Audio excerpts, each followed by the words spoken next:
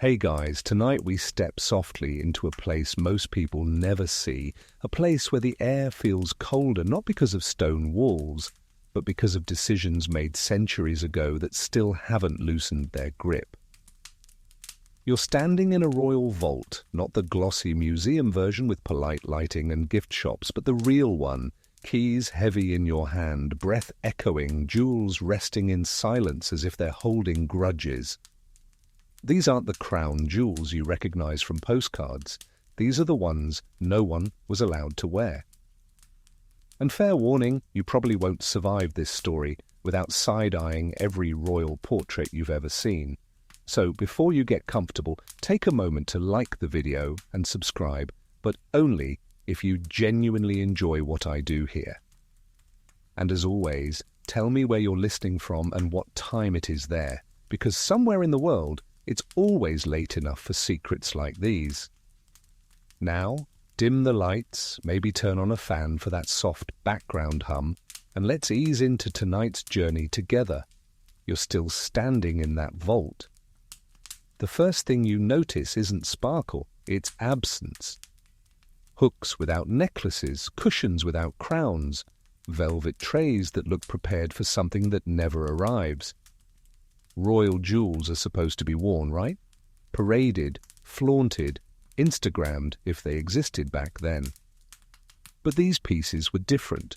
They were locked away not because they were ugly or broken, but because they were too much. Here's the mainstream historical fact you can hang on to while your brain adjusts. In most European monarchies, royal jewels were not personal property. They belonged to the state, not the sovereign. That meant a king or queen could rule an empire and still be told, very politely, absolutely not, you may not put that on. The British crown jewels are the most famous example, technically owned by the nation, loaned to the monarch for specific moments, and then taken back like a library book with terrifying late fees.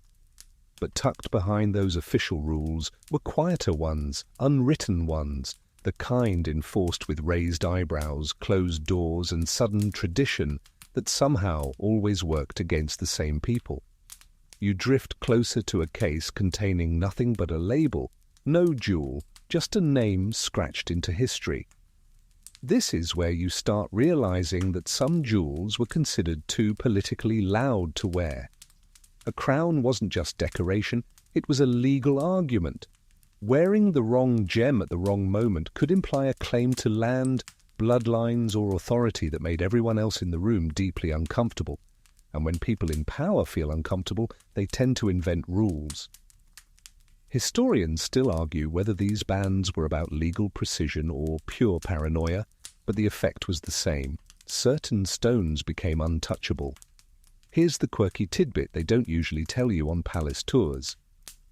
Some royal jewels were classified almost like weapons. Not officially, of course. No one wrote dangerous necklace into the inventory, but court correspondence reveals anxiety bordering on the absurd.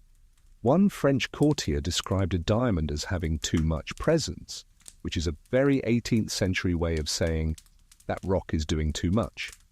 You imagine a royal mirror, gold frame, candlelight, a queen lifting a necklace only to be stopped mid-motion by a lady-in-waiting coughing meaningfully. No shouting, no drama, just a gentle reminder that this piece was not appropriate. For whom? The answer was usually, for you. Power, you see, had to be visually rationed. Too much sparkle on the wrong body could tip the balance of perception. Remember, in a world without mass media, jewels were headlines. They were press releases you wore on your chest, and controlling who wore what was a way of editing reality. You pace slowly, footsteps muted, and you notice how often these forbidden jewels cluster around moments of transition, new reigns, disputed successions, shaky alliances. When the rules of power were unclear, the rules of jewelry became strict. Coincidence? Absolutely not. That's joke one, by the way. We're pacing ourselves tonight. One crown in particular keeps coming up in royal records as reserved. Not lost, not destroyed, reserved. It was brought out only to be looked at, inventoried, and then locked away again. The explanation given was always vague: tradition, custom, stability, which is historians speak, for we are not explaining this to you. Historians still argue whether such reservations were symbolic restraint or fear of provoking rival factions. But letters from ambassadors suggest everyone knew exactly what was at stake. One observer wrote that if a certain jewel were worn, it would speak louder than any proclamation. Imagine being told your necklace could start a war. Suddenly your outfit check feels very low pressure. And this wasn't just about crowns. Rings, brooches, even earrings could be restricted. One Spanish infanta-sized emerald ring was deemed inappropriate because it had once belonged to a rival dynasty. Wearing it would be like liking your ex's photo on social media, except your ex has an army. You pause, maybe chuckle softly, because the more things change, the more they stay embarrassingly human. That's joke 2, slipped in gently like a silk slipper on marble. But beneath the humour was control, deep, structural control. These jewels weren't banned because they were dangerous to wear physically, though we'll get to curses later, don't worry, but because they were dangerous to meaning. Meaning is slippery. Meaning spreads. Meaning can undermine a throne faster than any sword. So monarchs learned to fear their own treasure. You think about portraits now, all those carefully curated images of royalty draped in finery. What you're seeing isn't just fashion, it's permission. Every visible jewel passed layers of approval. For every diamond you see, there's another you don't. And that absence was intentional. Here's a small but telling detail. Inventories of royal jewels were often more detailed than military records. Weight, cut, provenance, restrictions. Notes scribbled in margins like "not to be worn" or "only upon coronation" or the ominous "never again." Someone, somewhere, decided that stone had said enough. Historians still argue whether these marginal notes reflected superstition or cold political calculation, but the fact remains they were obeyed for generations. You stop walking now, just stand there, let the silence stretch. These jewels don't glitter because no one is there to reflect their light. And in that stillness you start to understand the central truth of tonight's story. Royalty was never about having everything. It was about being seen with exactly what you were allowed to have, and nothing more. We're only at the door of this vault, by the way. Behind the next lock, things get personal. Very personal. But for now, you breathe, steady, as the weight of unworn crowns settles into your thoughts like something heavy, but oddly soothing. You don't leave the vault so much as slide sideways into another layer of it, like the building itself is rearranging to keep pace with your curiosity. The air feels more bureaucratic here. Less mysticism, more paperwork. This is where you learn the most quietly frustrating rule of royal life. Owning something and being allowed to use it were two very different experiences. You picture a monarch, anyone will do, standing in silk and velvet, absolute ruler by divine right, yet somehow needing permission to put on a necklace they technically own. It sounds ridiculous until you remember the first mainstream historical fact anchoring this room. In many monarchies, especially Britain, France, and the Habsburg realms, royal jewels were classified as regalia of the state. They were assets, political tools, visual contracts, and like any sensitive equipment, access was restricted. So yes, the crown might sit on your head, but the jewels, those belong to the idea of the crown, not the person wearing it. The distinction sounds philosophical, but it was enforced with ruthless consistency. If a jewel symbolized sovereignty, continuity, or national legitimacy, it was not yours to enjoy, it was yours to borrow. You imagine signing for it like a very sparkly library book. Please return after coronation. Do not sleep in this. Do not personalize. This is where things get awkward, because personal taste had nothing to do with it. You could adore a certain diamond. It could suit your face. It could catch the candlelight just right. But if wearing it suggested permanence when your position was temporary, or worse, suggested authority someone else felt entitled to, you were blocked.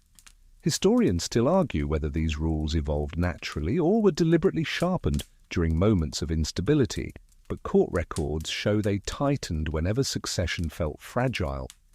When legitimacy wobbled, jewelry locked itself down. You pass a ledger open to a familiar frustration, annotations next to jewels reading, "Property of the Crown, not for personal use." That phrase shows up again and again. It applied not just to kings, but especially to Queen's consort. Wives of monarchs lived in a constant state of borrowed power. Their jewelry reflected that. They could wear splendor, but only splendor that did not imply ownership. Here's a quirky tidbit that feels almost cruel. Some queens had personal jewels stripped from them upon marriage and reclassified as state property. Imagine bringing your favorite necklace into a relationship and being told, "Thank you, this now belongs to the institution." Romantic. You think of Catherine of Aragon, Marie Antoinette, Alexandra of Denmark, women who arrived with dowries glittering with personal meaning, only to discover that once inside the palace, their jewelry became political. What they wore could imply influence. Influence made people nervous, so the rules arrived smiling politely.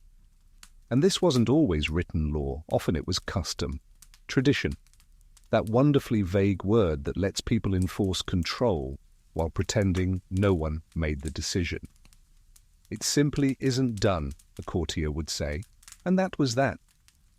You stop at a display describing how jewels were assigned categories. Some were personal adornment, others were ceremonial, others still were inalienable. That last category is where the trouble lives. Inalienable jewels could not be sold, gifted, altered, or worn freely. They existed to represent the state, not the individual. Wearing one outside approved moments was like forging a signature. Historians still argue whether monarchs resented these restrictions or embraced them as part of the performance, but private letters suggest irritation bubbling just under the surface. One royal complained that a necklace made her feel like a mannequin dressed by committee, which honestly is relatable. That's joke one, slipping in gently. Men weren't exempt, by the way. Princes often owned jewels they were discouraged from wearing because they implied readiness to rule. A brooch too early, a sword-hilt diamond too prominent. Anything that made people look twice and think, "Is he next?" could trigger quiet intervention. You realize how much of this was about timing. Power had to be visually sequenced.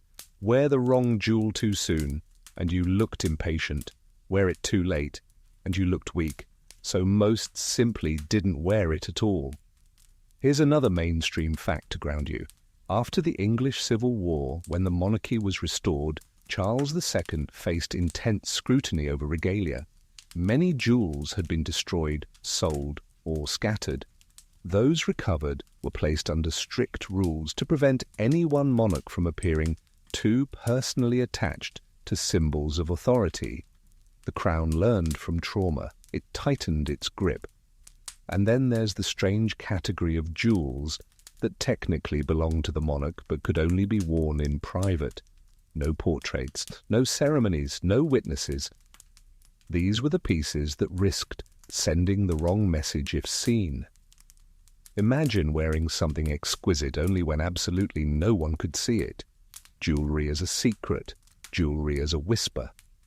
Historians still argue whether these private allowances were acts of kindness or calculated containment, but either way, they underline the same truth. Visibility mattered more than possession. You find yourself thinking about mirrors again. How many royals stood before them wearing substitute pieces, replicas chosen to look impressive without meaning too much? We'll dig into copies later, but even here you can feel the discomfort of compromise. Power softened, authority diluted just enough to be safe. Here's a detail that feels almost funny if it weren't so revealing. Some jewels were restricted not because of what they symbolized, but because of who previously wore them.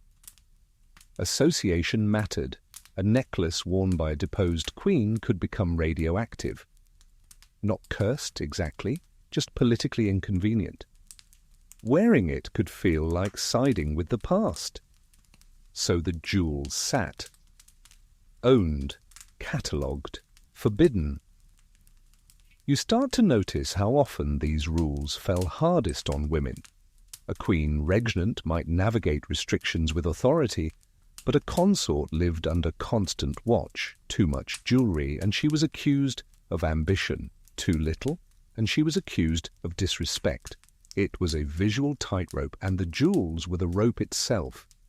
Historians still argue whether queens understood these dynamics instinctively or learned them painfully, but the record shows remarkable consistency, compliance. Rarely did anyone openly defy jewelry protocol. The risks were too high. Reputation mattered. Perception mattered more.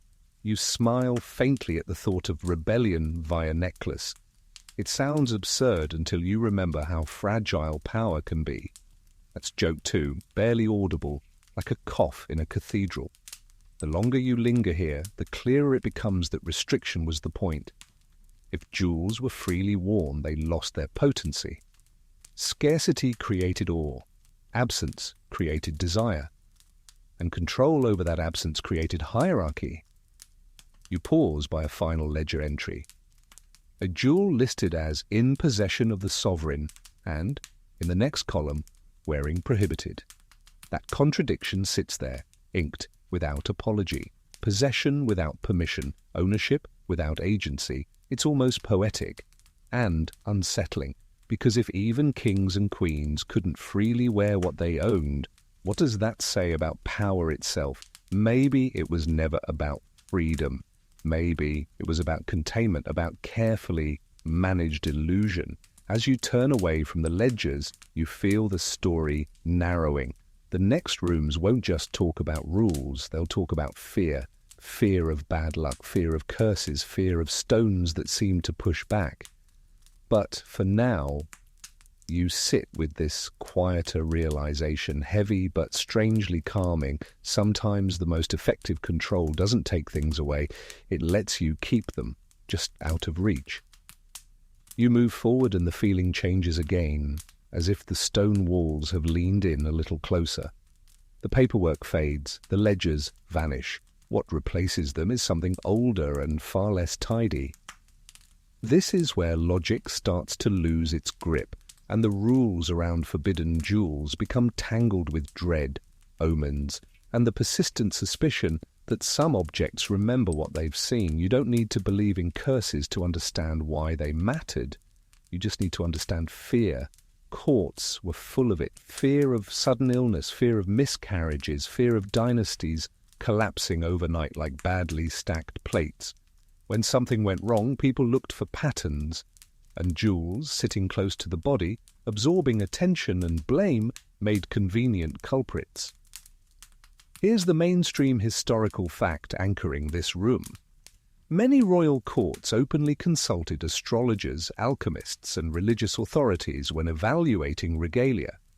Jewelry wasn't just assessed for value, it was assessed for influence. If a reign coincided with tragedy, the objects associated with that ruler were scrutinized. Was it the crown, the ring, the stone at the center of the brooch she wore that one time before everything went sideways? You imagine a jewel being quietly removed after a death, no announcement made. Just absence? The court moves on, but the object never reappears. Not destroyed, just sidelined. Historians still argue whether rulers truly believed in supernatural curses or simply used them as convenient explanations, but correspondence shows genuine anxiety.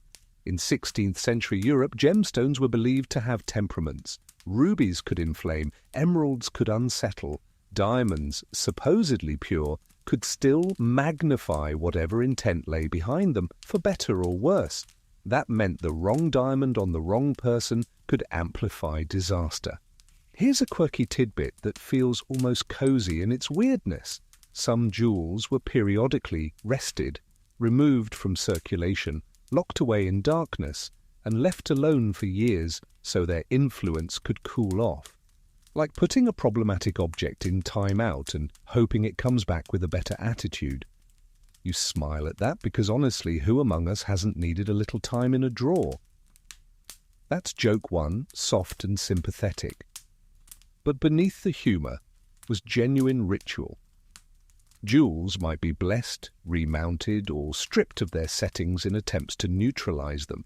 If none of that worked, the final solution was prohibition. No one wears it, ever. The risk wasn't worth it.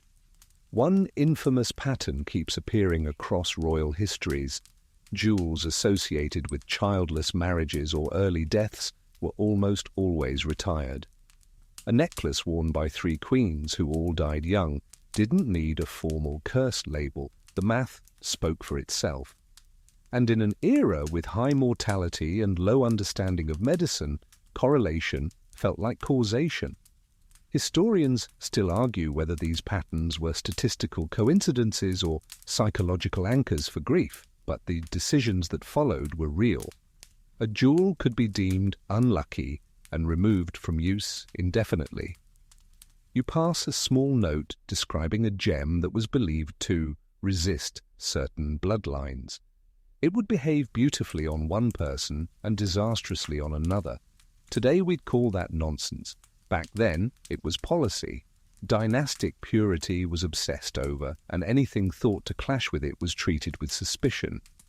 Here's where control sneaks back in. Declaring a jewel cursed was an excellent way to remove it from someone's reach without openly accusing them of ambition. It's not you, the court could say, it's the stone. Very diplomatic, very effective. You imagine a queen being told, gently, that the necklace she loved was unsafe. Not politically, spiritually, who argues with that? That's joke too, but it lands uncomfortably close to reality. There's a recurring debate among historians about whether these cursed narratives were genuinely believed by rulers or cynically maintained by advisors. Historians still argue whether superstition served belief or belief served power, and the answer seems to be yes. Some stones gained reputations so strong they outlived the courts that feared them. A gem might pass from monarchy to monarchy, collecting stories like fingerprints. By the time it reached a new owner, the warnings came preloaded. Best not to wear it, someone would murmur, and that was enough. One stone in particular, its name deliberately omitted from several inventories, was noted only as the one not worn. Imagine being so infamous your absence becomes your identity. You linger on the idea of bloodlines here. Royal families were painfully aware of how fragile their continuity was. Anything perceived as a threat to fertility or longevity became radioactive. Jewels worn during miscarriages or failed successions were quietly blacklisted, not because they caused harm necessarily, but because they symbolized it. Historians still argue whether these bans were attempts to control fate or cope with it, but either way, they reshaped royal appearance. Certain jewels disappeared from portraits entirely. Artists were instructed not to include them, even if they were present in the room. That kind of erasure is deliberate. You imagine sitting for a portrait, wearing a replacement necklace while the forbidden one sits a few feet away, unseen. It's a strange kind of ghosting, jewelry as a presence defined by absence. Here's a small, almost tender detail. Some rulers reportedly spoke to these jewels, asked them for forgiveness, asked them to rest. The human brain under stress does fascinating things, and when your entire kingdom depends on you producing heirs and avoiding scandal, you'll take comfort wherever you can. That's joke 3, barely there, because the sadness underneath it deserves quiet. As you move on, you realize that curses weren't always about fear of death. Sometimes they were about fear of change. A jewel tied too strongly to a previous reign could feel like dragging the past forward. Declaring it unlucky was a way to draw a line. New ruler, new energy, different stones. The result, though, was the same. Jewels locked away, stories growing heavier with each retelling. Prohibitions solidifying into tradition. By now, the vault feels less like a storage space and more like a memory palace. Each object carries not just value, but anxiety. Each restriction echoes with the same quiet hope. If we control the symbols, maybe we can control the outcome. You pause, breathe, and let that sink in. Power-fearing objects, rulers negotiating with stones. It's almost soothing in its vulnerability. Almost. Up ahead, the rules shift again, because sometimes jewels weren't banned for being unlucky, but for being too impressive, too loud, too threatening to the very people wearing them. And that, somehow, is even more unsettling. You step forward and feel the atmosphere tilt. The fear here isn't about bad luck or whispered curses. It's sharper than that. This is the fear of being outshone, of standing next to something so magnificent it quietly rearranges the power in the room. You picture a queen consort entering a hall, posture perfect, expression serene. And then you imagine the jewel she is not wearing. The one everyone knows exists. The one that would make heads turn too hard, too fast. The one that might make people forget who actually holds the throne. Here's the mainstream historical fact anchoring this space. In many royal courts, especially in France, Spain, and Russia, strict sumptuary and ceremonial laws governed what queens and female relatives could wear in the presence of the reigning monarch. These weren't just fashion guidelines, they were power management. No one was allowed to visually rival the sovereign. Historians still argue whether these laws were about decorum or insecurity, but court manuals are blunt.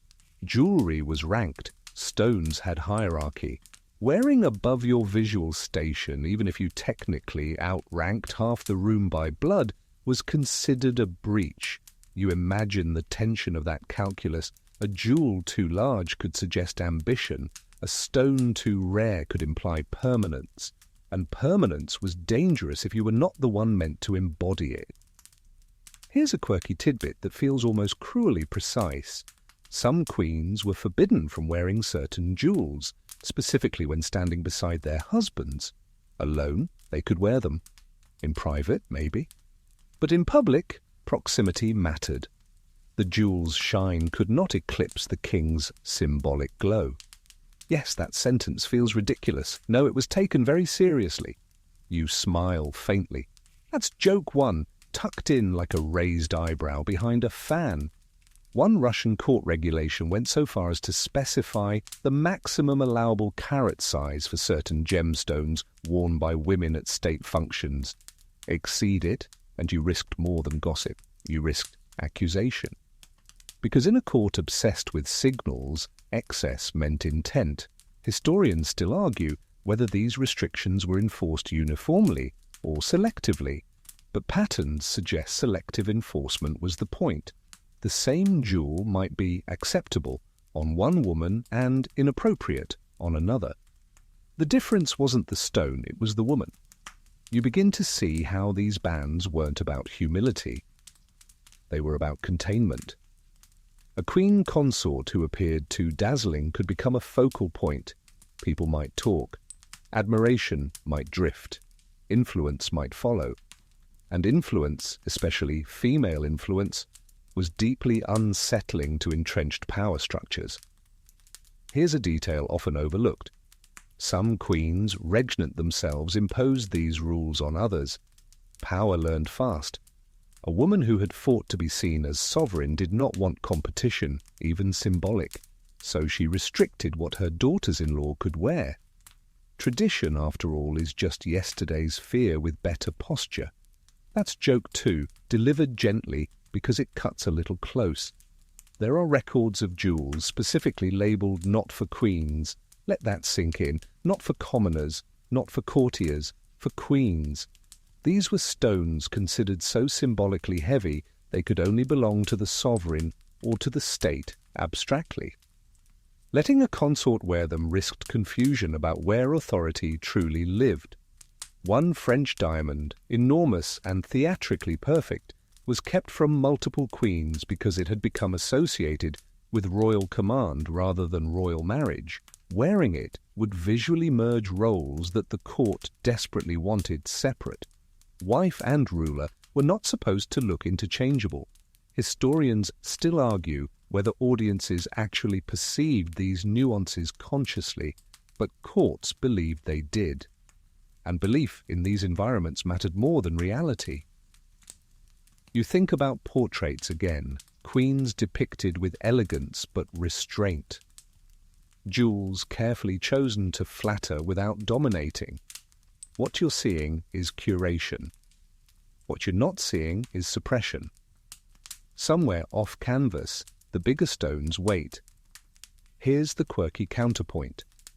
Some queens deliberately wore underwhelming jewelry as a strategy. By appearing modest, they avoided scrutiny, moved quietly, and accumulated influence where it couldn't be measured in carats. That's not prohibition, that's adaptation. You chuckle softly. That's joke 3. Survival humor. But when queens did push boundaries, the backlash could be swift.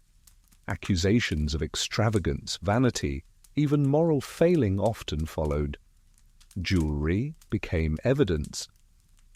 Why does she need so much? People would ask, as if stones could testify.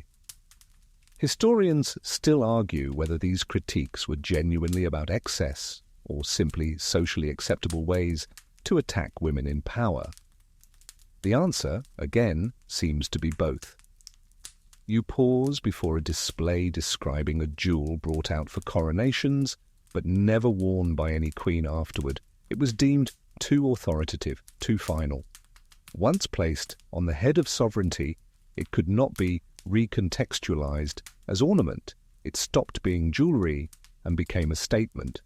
And statements, as you're learning, are dangerous. So queens learned to shine carefully, to dazzle within margins, to let power pool quietly rather than blaze. The jewels they weren't allowed to wear became symbols of lines they were never meant to cross. As you move on, you feel the story tightening, because soon we're going to see how jewelry wasn't just withheld to protect kings from being overshadowed, but to protect the state from the body itself. And that's where things get uncomfortably intimate. You don't notice the shift at first. There's no dramatic doorway, no change in lighting, but the feeling is unmistakable. This space isn't about personalities anymore. It's about abstraction, about something vast and impersonal pressing down on the very human body beneath it. This is where jewels stop being ornaments altogether. Here's the mainstream historical fact, grounding you as things get slippery. Certain royal jewels were never meant to touch skin because they represented the state itself, not the ruler. Crowns, scepters, and specific stones embedded within them were considered legal embodiments of sovereignty. They were worn only during tightly scripted moments, coronations, oaths, moments when the monarch temporarily became the living vessel of the state, and then removed immediately. You imagine the weight, literal, yes, but also symbolic. The moment ends, the jewel comes off, and the human underneath is restored. The body was never meant to keep the power, it was only meant to host it. Historians still argue whether this separation was philosophical or pragmatic, but the rituals are clear. In England, for example, the coronation regalia are handled by officials, placed on the monarch, and then reclaimed. The message is subtle but firm. Power does not reside in your flesh. It passes through you. Now imagine trying to wear one of those pieces casually. A crown jewel at dinner, a state diamond at a ball. It would collapse the boundary between the abstract and the personal. And that boundary mattered more than almost anything. Here's a quirky tidbit that feels oddly clinical. Some regalia were believed to become contaminated by prolonged contact with the body. Sweat, oil, humanity. The solution wasn't cleaning, it was restriction. The jewel should not linger long enough to absorb you.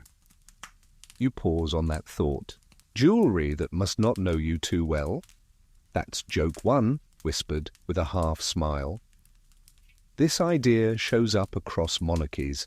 In France, certain stones embedded in the regalia were classified as belonging to the crown in perpetuity, not to any reigning individual. They could not be worn outside ceremonies because doing so would imply that sovereignty itself had become personal property. And personal property can be lost, or stolen, or challenged. Historians still argue whether this fear was symbolic or legal, but the consequences were practical. Some jewels were kept mounted permanently in ceremonial objects. Removing them to wear was unthinkable. They weren't accessories, they were infrastructure. You think back to earlier rooms, to queens barred from jewels for being too dazzling. This is different. No one is being punished here. Everyone is being limited, even the king. There's a record of a monarch requesting to wear a particular stone for a private event and being denied by his own council, not because it was inappropriate socially, but because it blurred the line between office and organism. The state could not be worn casually. It had to be summoned, that's joke two, dry as parchment. And here's where it gets uncomfortable, because once a jewel represents the state, wearing it too often risks making the state look fragile. If sovereignty can be put on and taken off like a brooch, it starts to feel negotiable. So the ritual tightens, access narrows, the jewel stays locked away until needed. Historians still argue whether common people perceived these distinctions consciously, but courts acted as if they did. Symbolism was managed with obsessive care. The body of the ruler was fallible. The jewel had to appear eternal. You notice how often illness shows up in these records. A sick monarch could not wear certain jewels. Not out of superstition this time, but optics. A coughing, weakening body adorned with symbols of permanence created cognitive dissonance. Better to remove the jewel than acknowledge mortality. Here's the quiet truth hiding underneath. Jewels that symbolize the state could not afford to look human, and humans inconveniently always do. So restrictions multiplied. The jewels stayed pristine, untouched, unworn. They became almost theoretical. Objects of power that existed more in idea than in practice. Historians still argue whether this distancing strengthened monarchies or hollowed them out, but the pattern is unmistakable. The more abstract power became, the less often it was worn. You stand still now, letting that settle. The state versus the body, permanence versus pulse. The jewels in this room aren't forbidden because they're dangerous or dazzling. They're forbidden because they're too important to risk intimacy. And once again, absence does the work. As you move forward, you sense the focus narrowing again, because next, the restrictions stop being abstract. They become personal, punitive, quietly cruel. Jewels taken away not to protect the state, but to discipline the people who wore them. And those stories linger long after the stones are locked back into the dark. You feel it immediately, the shift from theory to consequence. The air here isn't colder exactly, it's heavier. This is the room where jewels weren't withheld to protect symbolism or superstition, but to correct behavior. Quietly, efficiently, without anyone ever needing to raise their voice. Here's the mainstream historical fact anchoring you as things turn personal.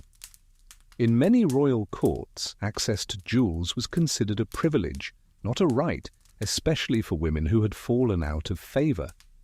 Widows, mistresses, disgraced queens, and inconvenient relatives often found their jewellery collections suddenly reclassified, locked away under the language of propriety or mourning. You imagine the moment, no confrontation, no accusation, just a list, read calmly, of what will no longer be available to you. The jewels don't belong to you anymore, or perhaps they never did. Either way, the velvet cases close. Historians still argue whether these acts were primarily symbolic or financially motivated, but the emotional impact is hard to miss. Jewelry wasn't just decoration, it was visibility. To remove it was to dim someone without exiling them outright. Here's a quirky tidbit that stings once you think about it. Some royal widows were issued mourning sets of jewelry and forbidden from wearing anything else for years. Black jet pearls, nothing that caught light too aggressively. Even if they owned brighter pieces, even if they had worn them for decades, those jewels became inaccessible the moment their status changed. You smile faintly because the cruelty is so polite. That's joke one, and it lands softly because it's not really funny at all. Widowhood was a legal transformation. A queen consort who had once sparkled beside a king could become visually invisible overnight. And the restriction wasn't just about grief, it was about power. A widow wearing state jewels might imply ongoing influence. So the jewels stayed locked away, and the message was clear: your role has ended. Historians still argue whether mourning rules were sincerely about decorum or strategically about containment, but the outcome was consistent. Visibility declined, authority faded, and no decree needed to be issued. Exile made this even sharper. When royals were sent away, politely relocated, let's say, their jewels often did not travel with them. Some were reclaimed for safekeeping, others simply never reappeared. Without jewels, an exiled royal looked less legitimate, less threatening, easier to forget. You picture someone boarding a carriage, leaving behind rooms, titles, and stones that had once defined them.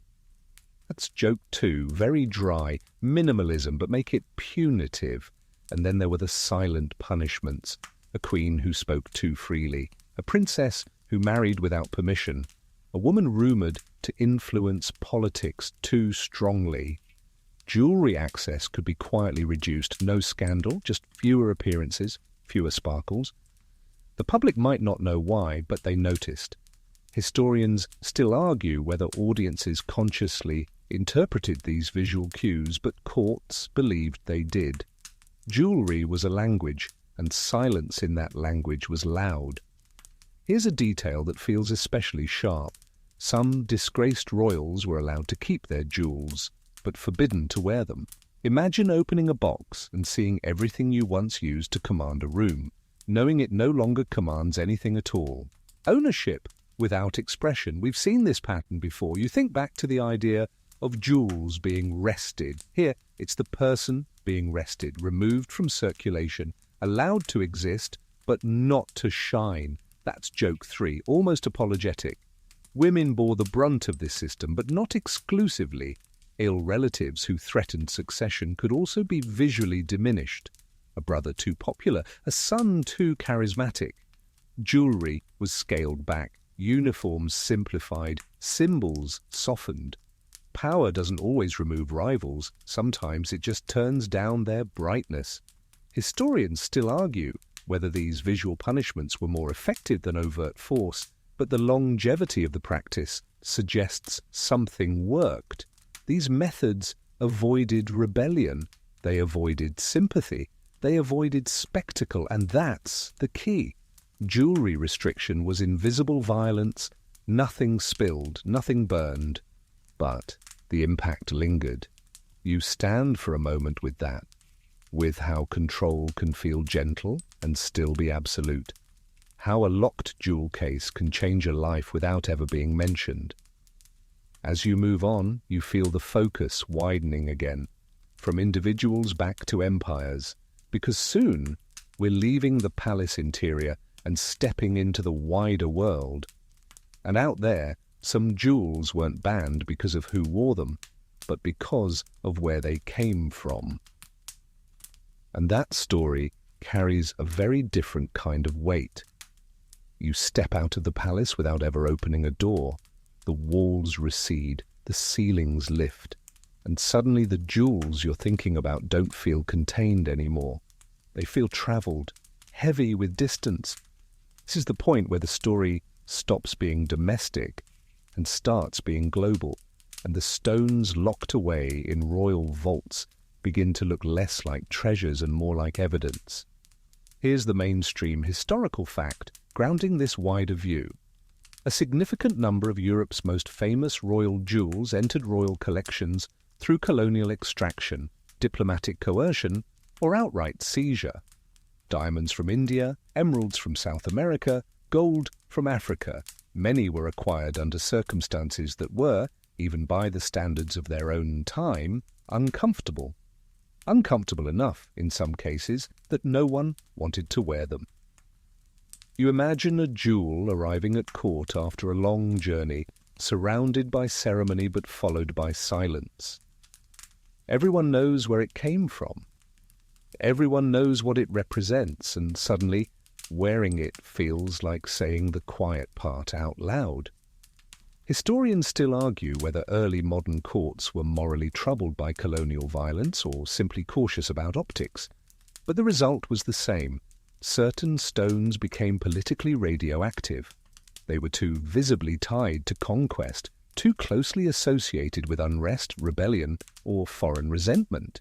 Here's a quirky tidbit that sounds almost unbelievable until you remember how symbolism worked.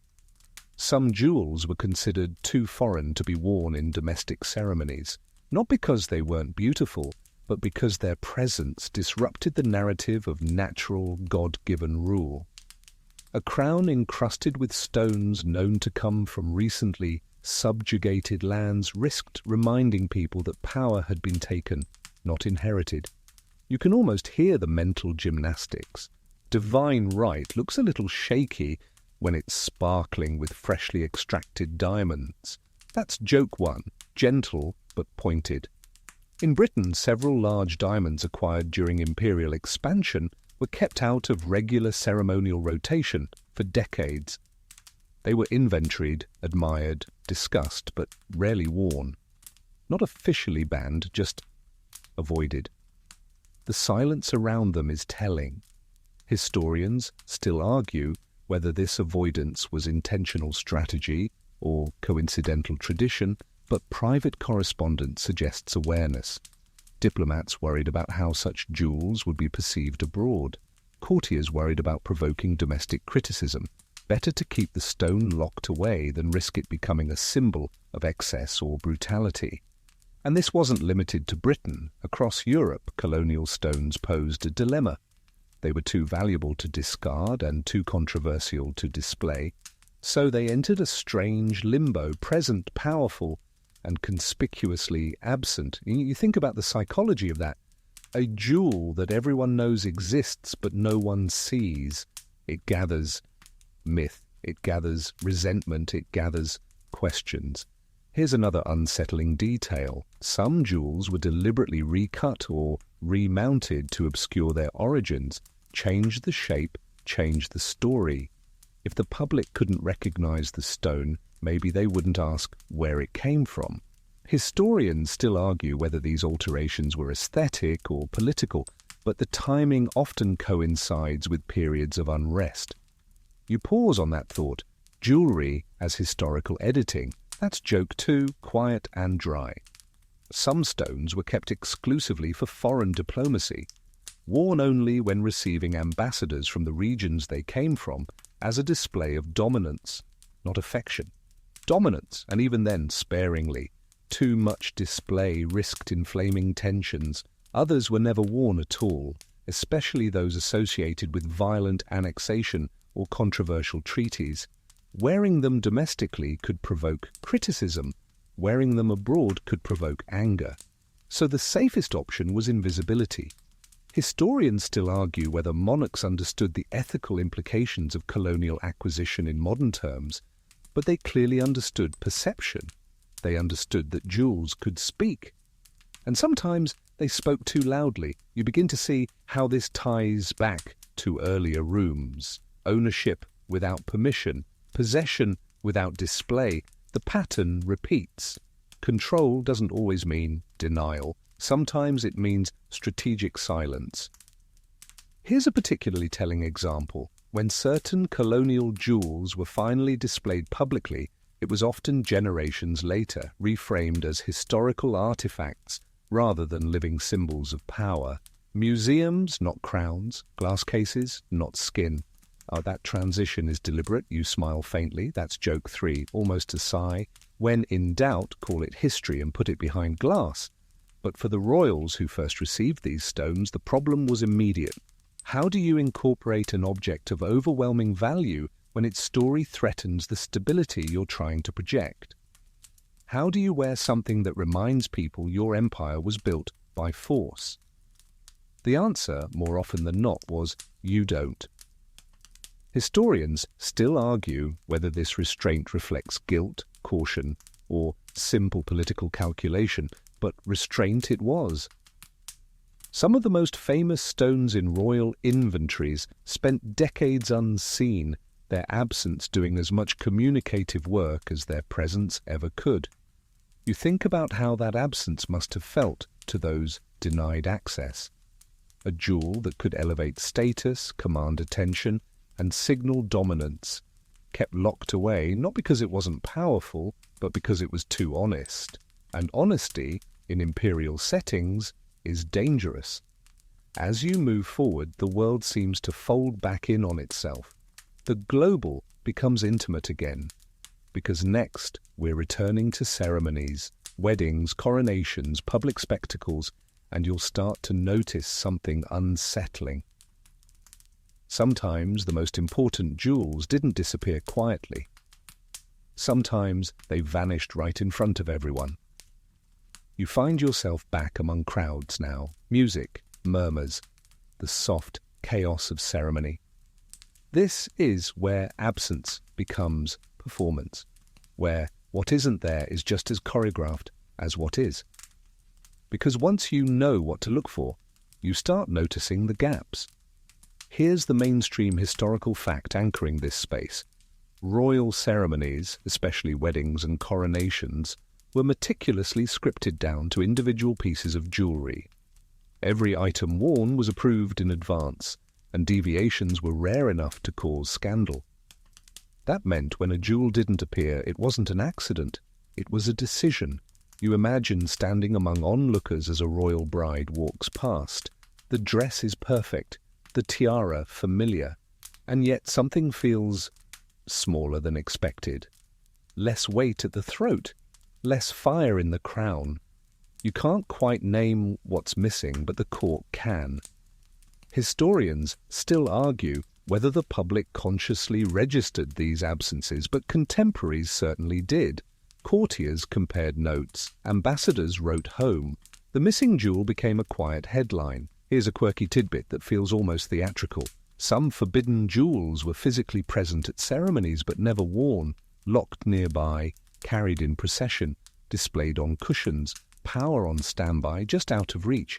It's like being seated next to your ex at a wedding, present, potent, but absolutely not participating. That's joke 1, offered gently. Weddings were especially delicate. Marriage reshuffled alliances, bloodlines, and expectations. Wearing the wrong jewel could imply dominance over a new partner's family or suggest claims that hadn't been negotiated. So some jewels were deliberately sidelined during nuptials, only to reappear years later, or never. One famous example involves royal brides wearing lighter, less historically loaded jewelry than expected, despite having access to far grander pieces. The explanation given was taste. The real reason was often political caution. A jewel too associated with conquest or sovereignty could overshadow the marital symbolism, and weddings were supposed to be about unity, not hierarchy. Historians still argue whether these choices reflected personal preference or institutional pressure, but the consistency across courts suggests policy. You don't get that many coincidences in velvet. Coronations were even stricter. Certain jewels appeared only for minutes. Others never left their cases. A stone might be brought out, acknowledged, and then returned without ever touching skin. The ritual acknowledged its existence without granting it intimacy. You pause on that word, intimacy. Jewelry is intimate by nature. It sits against the body. It moves with breath, denying that contact turns ornament into abstraction. Here's another strange detail. Some jewels were removed from regalia entirely for specific ceremonies. The crown looked complete, but a particular stone had been quietly replaced with a copy, not because the original was fragile, but because its presence sent the wrong message at that moment. Historians still argue whether these substitutions were widely known or tightly guarded secrets, but they happened often enough to leave paper trails. The illusion mattered more than authenticity. You think back to earlier rooms: ownership without wearing, power without touch. The pattern sharpens here. Ceremony was a controlled environment where meaning was everything, and sometimes meaning required subtraction. That's joke 2, dry and minimal. Public ceremonies were also where restrictions were tested. A missing jewel could spark rumours. Why wasn't it worn? Was the monarch ill? Was there discord? Was someone being punished? Courts were aware of this and used absence deliberately. It became a language of omission. Historians still argue whether this language was universally understood, but enough people reacted for it to matter. Absence created speculation. Speculation created leverage. You watch the imagined ceremony fade, and what's left is choreography without music, every choice deliberate, every sparkle weighed. Here's a final unsettling tidbit. Some jewels were retired from ceremonies after being seen at moments of crisis. A wedding followed by disaster. A coronation preceding revolt. The jewel didn't cause the event, but it absorbed the association. So it vanished from view like an actor, written out after a bad season. That's joke 3, soft and slightly sad. As you step away from the crowd, you realize how much of royal spectacle is about managing attention, what you see, what you don't. The jewels no one was allowed to wear often mattered more than the ones on display. And now, with that in mind, the next realization hits harder, because sometimes the jewels you thought you were seeing weren't real at all, and the originals, the powerful, forbidden ones, never left the vault. You slow your pace now because this is where the illusion gets slippery. You've watched jewels disappear. You've watched them be withheld. Now you're about to realize something quietly unsettling. Sometimes they were never gone at all. They were just replaced. Here's the mainstream historical fact anchoring this room. Royal courts frequently used replicas of important jewels for public appearances. Copies, paste stones, and later precision-cut imitations stood in for originals that were too valuable, too fragile, or too politically sensitive to risk displaying. You imagine standing a few feet from a monarch, dazzled by what looks like extraordinary brilliance, never realizing the real stone is locked away somewhere dark and temperature-controlled. The sparkle is real enough. The meaning is managed. Historians still argue whether the widespread use of replicas was common knowledge or carefully concealed, but the evidence suggests a bit of both. Insiders knew, outsiders weren't meant to. Here's a quirky tidbit that makes this feel almost theatrical. Some replicas were intentionally made imperfect, slightly smaller, slightly duller, just enough to reduce the symbolic weight without anyone being able to point at it and say, "That's fake."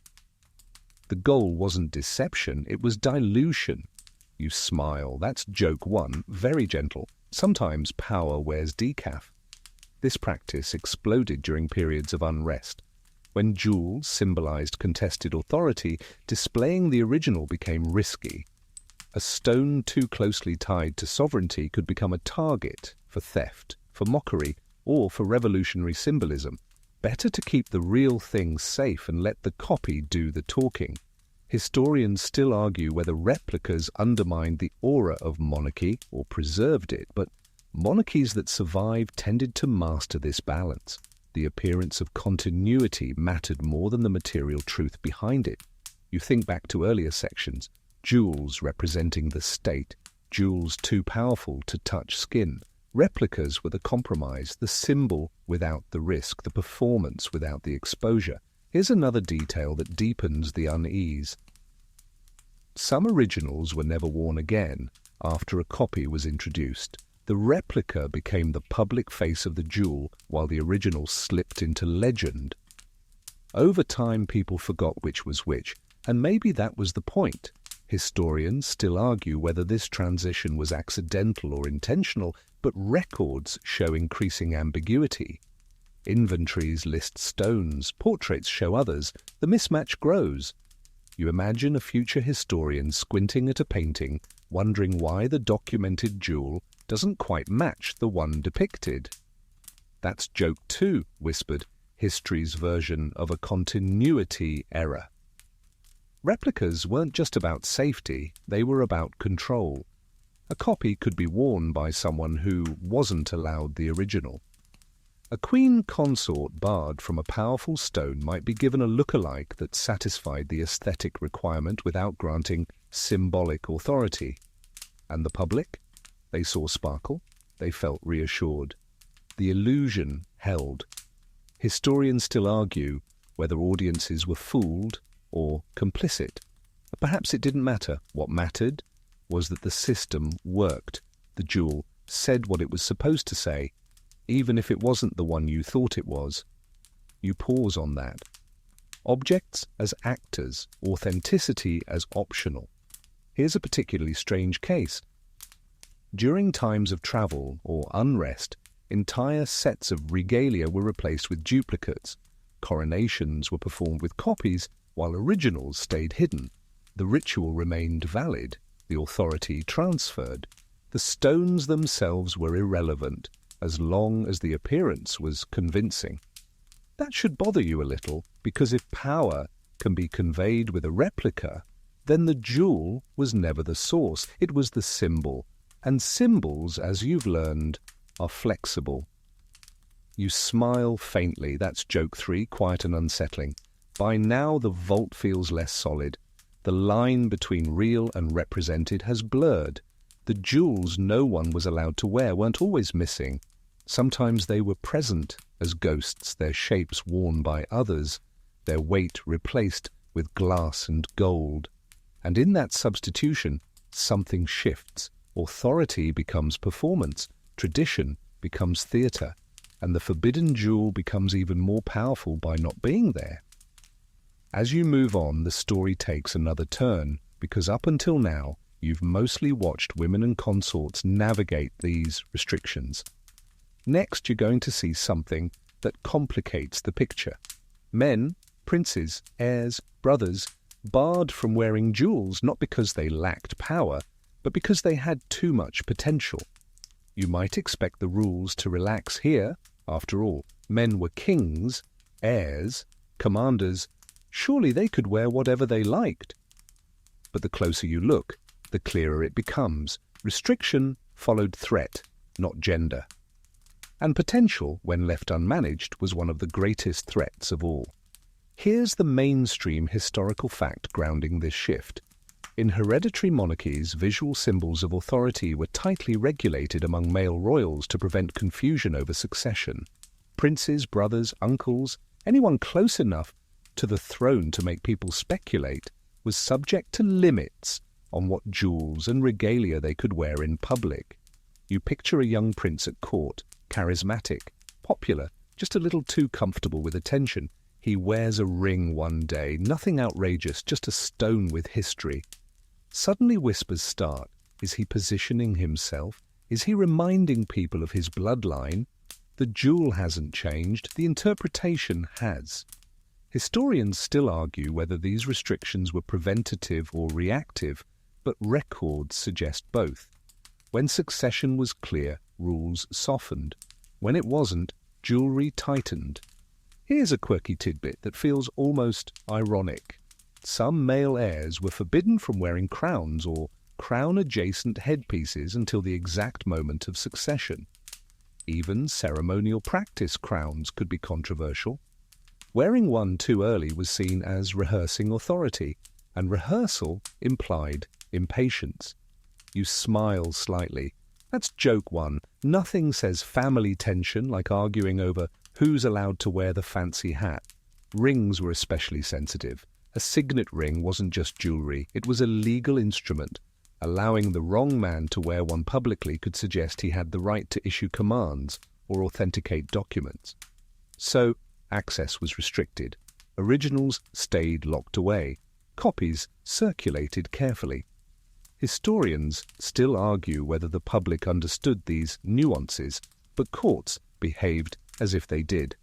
A prince wearing the wrong ring could trigger diplomatic concern. A brother wearing a particular brooch could spark rumors of factional support. You think back to replicas again. Male royals used them too. A lesser version of a powerful jewel allowed visibility without implication. The sparkle stayed, but the message softened. Here's another detail that complicates things. Military decorations sometimes substituted for jewels when heirs were being visually restrained, medals instead of gemstones, service instead of inheritance. It redirected admiration without feeding succession anxiety. That's joke two, understated. When in doubt, give him a uniform and hope for the best. But the system wasn't foolproof. History is full of princes who ignored these visual boundaries and paid for it. Accusations of overreach often followed, sometimes exile, sometimes worse. Jewelry became part of the evidence. He dressed like a king, critics would say, as if stones could testify. Historians still argue whether these cases were about symbolism or simply convenient excuses to remove rivals, but again, the outcome was restriction. Survivors learned to comply. You notice how similar this feels to earlier sections. Queens barred for shining too brightly. Widows dimmed into mourning. Now princes constrained for glowing too soon. The logic is consistent. Control the symbols, control the narrative. There's a subtle cruelty here. A man born close to power must constantly perform not wanting it. Too eager, and he's dangerous. Too restrained, and he's invisible. Jewelry becomes a tightrope. That's joke 3, barely audible because it's uncomfortably true. Some jewels were kept deliberately ambiguous, owned by the family, but worn by no one. They hovered in limbo, waiting for the correct body. Till then, they remained locked away, their silence preventing speculation. You stand with that image for a moment, jewels waiting for destiny, men waiting for permission. As you move forward, the focus begins to widen again. The problem was never just individuals, it was stability, national calm, the illusion of continuity. And that brings you to the next realization. Some jewels were hidden not to control people at court, but to keep entire nations from noticing how fragile power really was. You feel the scale shift again, the way it does when a personal story suddenly zooms out and you realize it was never really about one person at all. This is where jewels stop being about dynasties and start being about crowds, about streets, about murmurs turning into marches. Here's the mainstream historical fact anchoring this room.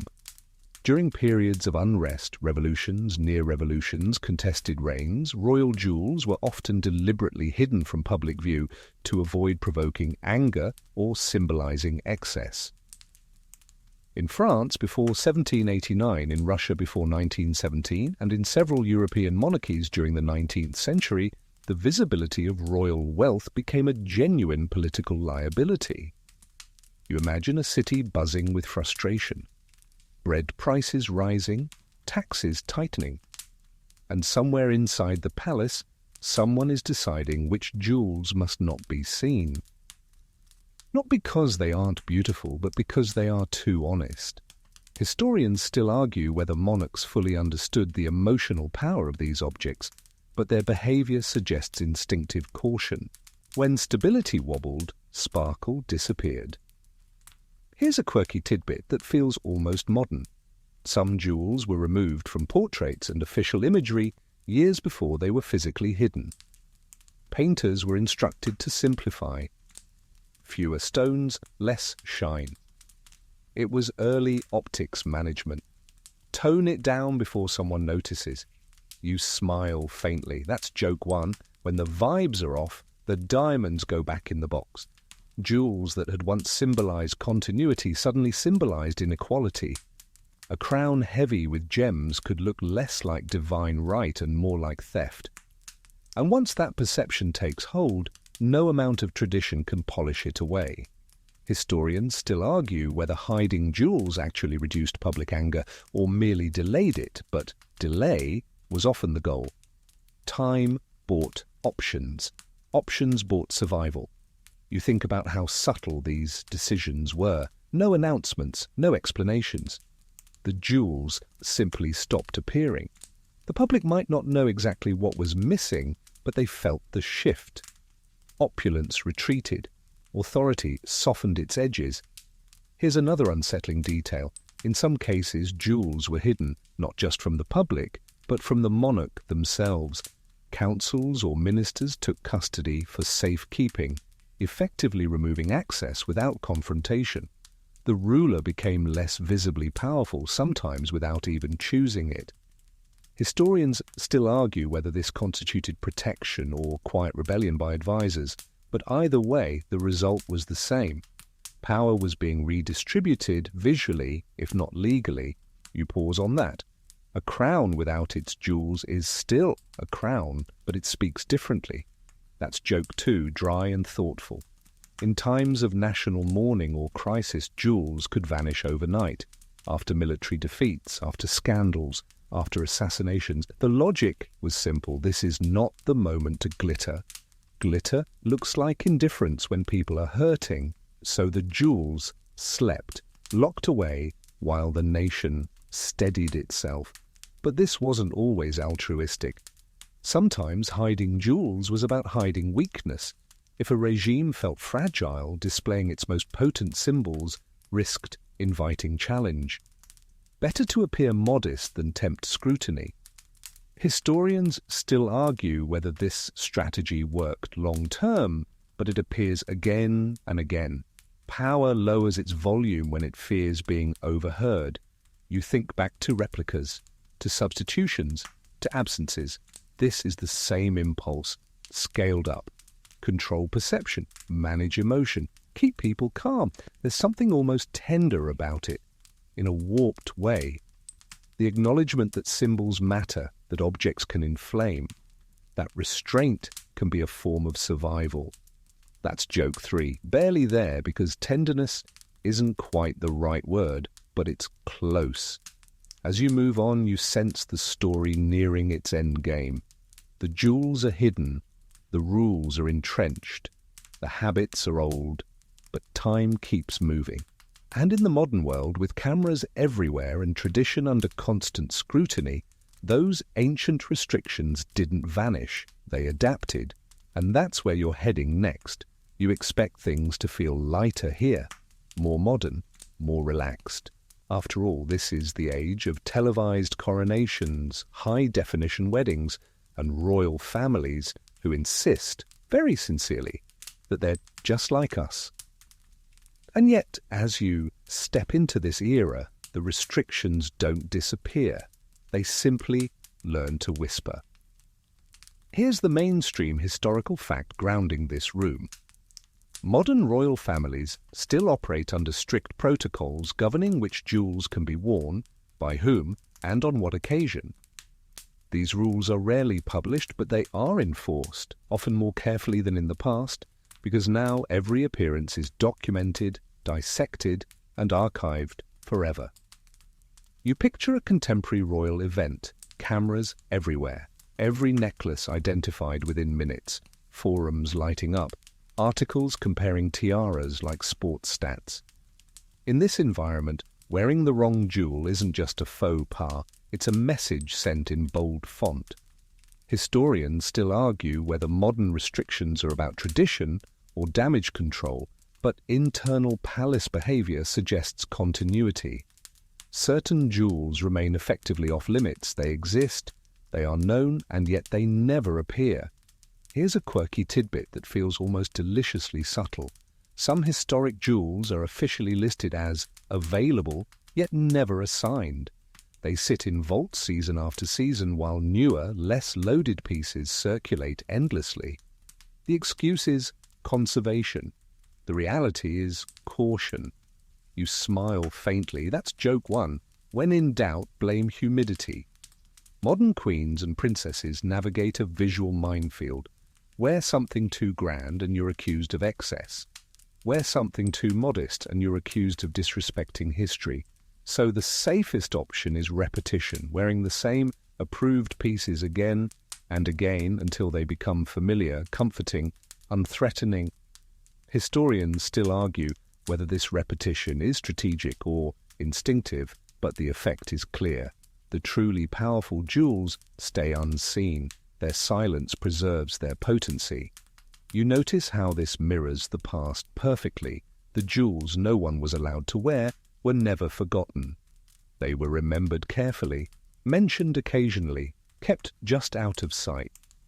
Here's another telling detail. Modern royal women often debut significant jewels only after years of public acclamation. A gradual escalation, small tiara first, larger necklace later. The most symbolically heavy pieces, if they appear at all, arrive only after authority feels settled. That's joke two, soft and knowing. You don't unlock the final boss on day one. Men, too, remain constrained. Modern kings may own vast collections of historic regalia, but their use is limited to tightly scripted moments. Casual wear is out of the question. The state still does not like being worn loosely. Historians still argue whether these protocols matter in an age of elected governments and social media, but palaces behave as if they do. Because symbols don't lose power just because we pretend not to believe in them. You think about how carefully modern royals curate relatability. Recycled outfits, borrowed jewelry, public emphasis on restraint, and behind all of that, the vaults remain full. The forbidden jewels didn't disappear, they just learned to wait. Here's the quiet realization that settles over you. Modernity didn't free these stones, it froze them. Locked in relevance limbo. Too meaningful to use, too historic to discard. That's joke three, gentle and sleepy. Immortality, but make it inconvenient. As you move forward, the tone begins to soften. The arguments thin. The debates grow louder, not in courts, but in universities and documentaries, because now people are asking questions. Why were these jewels restricted in the first place? And were the reasons ever as noble as they claimed? That question pulls you gently toward the next room, where certainty dissolves and interpretation takes over.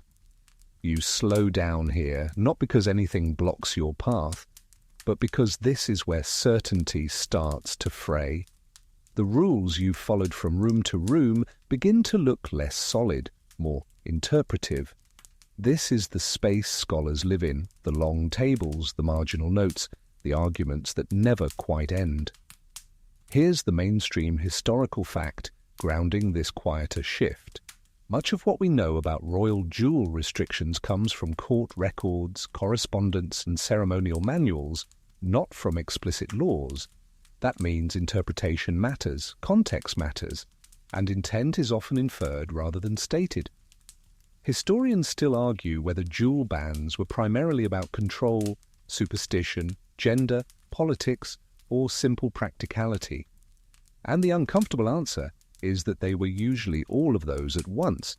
You imagine historians leaning over the same inventory list centuries apart, seeing different things. One sees paranoia, another sees protocol, another sees fear dressed up as tradition. The jewel itself sits silently, offering no clarification.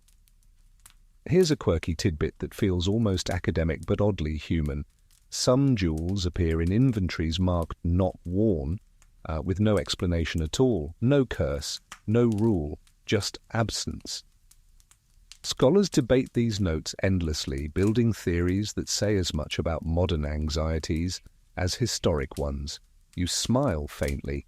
That's joke one. Even historians love a good mystery box.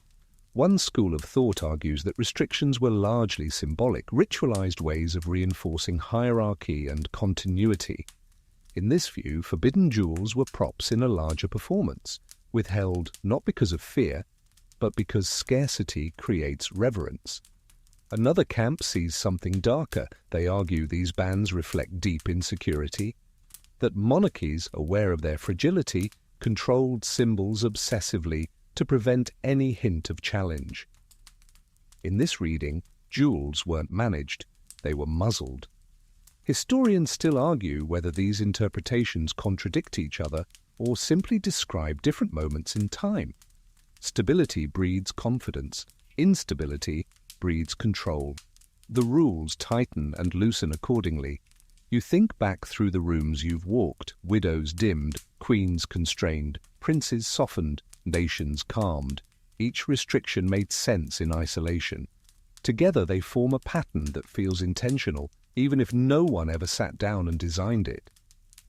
Here's another scholarly wrinkle. Some historians suggest that jewel bans functioned as emotional regulation. By limiting visual excess, courts reduced envy, resentment, and unrest. It wasn't just about power, it was about mood. Keep the sparkle low, keep the temperature down. That's joke 2, dry and modern. Ancient vibes management. Others push back hard against this idea, arguing it gives too much credit to ruling elites. They point out that restrictions almost always benefited those already in power and disproportionately affected women and marginalized royals. Control masquerading as care, they argue, is still control. Historians still argue whether these dynamics were consciously engineered or simply inherited habits hardened into tradition. Either way, the outcomes were real. Lives were shaped, visibility was managed, silence became policy. You pause on the idea of intention. Does it matter whether something was designed to control if it did? The jewels don't answer, they never do. Here's a final academic curiosity that lingers. When monarchies fell, many forbidden jewels resurfaced, not as regalia, but as artifacts. Museums displayed them with explanatory plaques. The restrictions dissolved the moment the power structures enforcing them did. That transition tells you something important. The rules weren't about the stones, they were about the systems around them. That's joke 3. Quiet and reflective, turns out the curse was bureaucracy. As you prepare to move on, the tone shifts again. The debates don't end here, but the story does narrow.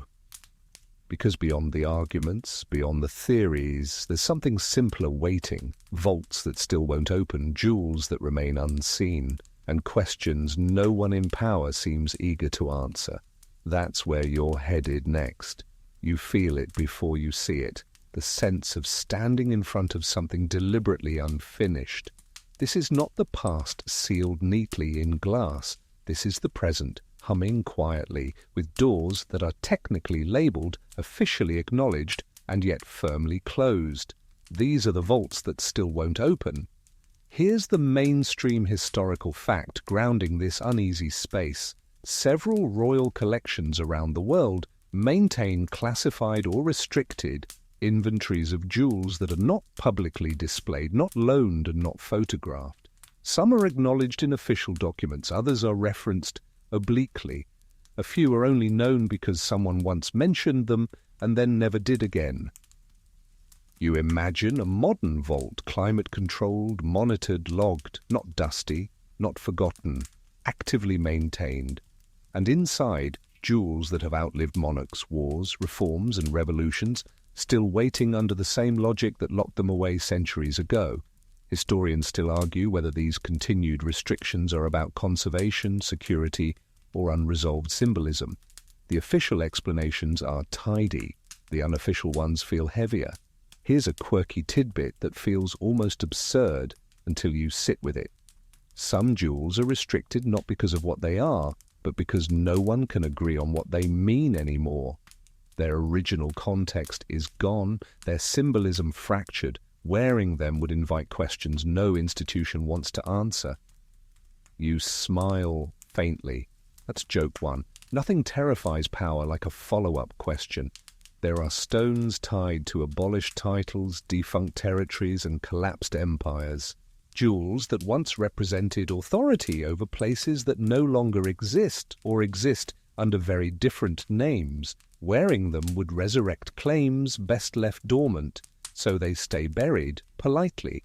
Historians still argue whether this restraint reflects maturity or avoidance, but the effect is clear. The jewel's silence preserves peace, or at least postpones discomfort. You think about how transparency is handled elsewhere. Documents get declassified, archives open, but jewels are different. They don't just inform, they provoke. They are visual arguments, and some arguments are easier to keep locked up. Here's another unsettling detail. In a few cases, even curators are denied full access. Knowledge is compartmentalized. One team catalogues, another conserves, a third decides visibility. No single person holds the entire picture. That fragmentation isn't accidental. Historians still argue whether this diffusion of responsibility protects heritage or prevents accountability. Again, the answer seems to be both. You picture a jewel that has not seen light in a century, not because it's fragile, but because it's unresolved. Its story touches too many nerves: colonialism, dispossession, illegitimacy. Wearing it would force acknowledgement. Displaying it would demand context. Silence is simpler. That's joke 2, dry and weary. Silence is the most comfortable tradition of all. Some jewels are said to exist only as numbers now. Inventory entries without photographs. Descriptions without images. Weight without shape. They've become administrative ghosts, real enough to matter, abstract enough to ignore. You pause on that idea. A jewel reduced to a line of text, power flattened into data. It feels like a modern echo of ancient restriction. Same instinct, new tools. Historians still argue whether these hidden vaults are temporary holding spaces or permanent solutions. Officially, everything is under review. Unofficially, review has no deadline. And it's not just about fear of controversy. There's also fear of diminishing mystique. Some jewels derive power from being unseen. The longer they remain hidden, the heavier their imagined weight becomes. Revealing them risks disappointment, or worse, clarity. You remember earlier sections? Replicas, absences, performance. The forbidden jewels gained influence precisely because they weren't worn. The same logic applies here. Mystery sustains authority. Here's a final detail that lingers uncomfortably. When journalists or historians ask directly about certain jewels, responses tend to be evasive. Not currently on display. Part of the private collection. Under conservation. Phrases that explain nothing while sounding perfectly reasonable. That's joke 3, quiet, knowing, bureaucracy's greatest magic trick. You stand at the threshold now, aware that these vaults aren't relics of a superstitious past. They're active choices made by modern institutions, upheld by contemporary logic. The reasons have evolved, but the instinct hasn't. Control the symbols, delay the reckoning, let time do the softening, but time doesn't erase objects. It just layers them with expectation. And as you turn away from the vault that won't open, you feel the story beginning to loosen its grip. There's only one room left, one last realization waiting. Because in the end, power fades. Rules collapse, bodies disappear, and the jewels, they remain. You arrive without ceremony. No guards, no ledgers, no velvet ropes, just a quiet understanding that there's nowhere left to go but inward. This final space isn't a vault at all. It's a long view, stretching backward and forward at once, where the rules finally loosen, not because they were revoked, but because they outlived their makers. Here's the mainstream historical fact anchoring this last reflection. Across centuries, monarchies have risen, adapted, and fallen, but the jewels associated with them have often outlasted every political structure that once controlled their use. Dynasties ended, constitutions replaced crowns, yet the stones remained catalogued, preserved, and waiting. You think about how strange that is. Human systems burn fast, titles dissolve, laws get rewritten, but a diamond doesn't care. An emerald doesn't age in the same way belief does. The jewels no one was allowed to wear were patient not because they chose to be, but because they could afford to be. Historians still argue whether the endurance of royal jewels represents continuity or stagnation, but either way, the contrast is stark. Power is temporary. Objects endure. Here's a quirky tidbit that feels almost philosophical. Some jewels have passed through so many regimes that their original restrictions are no longer enforceable, yet no one wears them anyway.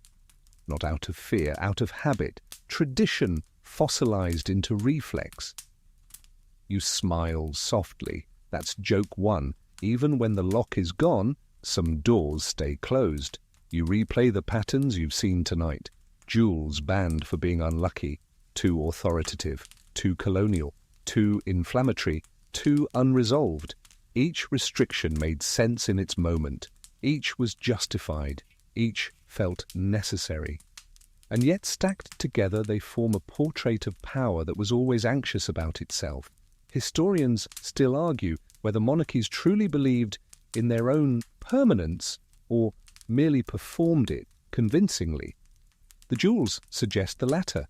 If power were secure, it wouldn't need so many rules around sparkle. You think about the bodies that were denied these stones. Queens dimmed into mourning, princes softened into patience, widows erased, exiles stripped of shine. The jewels stayed, the people moved on or were moved along. That's joke two, gentle and heavy. Inheritance, but make it existential. And yet there's something oddly calming in this realization. The jewels didn't win, they didn't rule, they waited, they absorbed projection after projection until they became mirrors more than symbols. What people feared wasn't the stone, it was what the stone might reveal. Historians still argue whether jewels ever truly held power or whether they simply concentrated attention. Tonight you've seen the answer blur. Power hid behind them. Power negotiated with them. Power locked them away when it felt exposed. Now, in many cases, power has stepped aside entirely, and the jewels are left holding stories instead of authority. You picture a future museum, soft lighting, neutral plaques, a jewel once forbidden, now sitting calmly behind glass. Visitors admire it, snap photos, move on. The fear is gone, the rules dissolved. All that remains is beauty and context if someone bothered to include it. That's joke 3, quiet and sleepy. Turns out the final dress code was historical artifact. And this is where the thread finally loosens. The royal jewels no one was allowed to wear weren't protected because they were sacred. They were restricted because they were honest. Too honest about fear, about control, about how fragile authority can be when reduced to objects. You breathe a little slower now. The weight of crowns has lifted. The vault doors recede into memory. What stays with you isn't sparkle, but stillness. The sense that power always borrows permanence from things that don't need it. And slowly, as the jewels settle back into their patient silence, so do you. The story softens here, like fabric worn thin by time. You're no longer walking corridors or counting stones. You're floating somewhere quieter, where the past stops demanding attention and starts releasing it. The rules that once felt so tight lose their edges, the anxiety drains out of them. All that's left are objects resting, finally, free from expectation. You remind yourself that none of this urgency belongs to you. You don't have to guard anything. You don't have to inherit anything. You can simply rest, letting history stay where it is, distant and dim, like a light left on in another room. Your breathing evens out. The night feels generous. There's nothing left to control,